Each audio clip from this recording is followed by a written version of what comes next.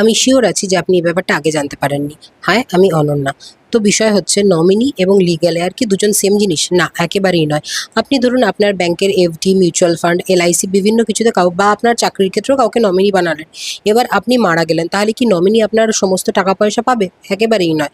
Nominee হচ্ছে, আমরা বলতে পারি নমিনিকে কাস্টোডিয়ান বা ট্রাস্টি, যে কিছুটা টাইম আপনার টাকা পয়সাগুলোকে হোল্ড করে রাখবে এবং সে সেগুলো রিসিভ করে নিয়ে যে যারা লিগ্যাল এয়ার আছে তাদের মধ্যে ডিস্ট্রিবিউট করে দেবে।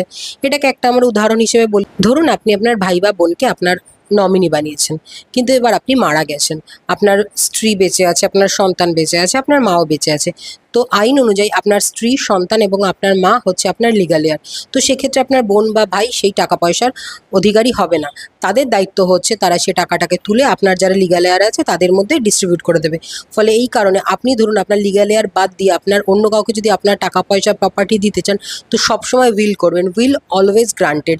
নমিনি কিন্তু আইনত উত্তরাধিকার হয় না।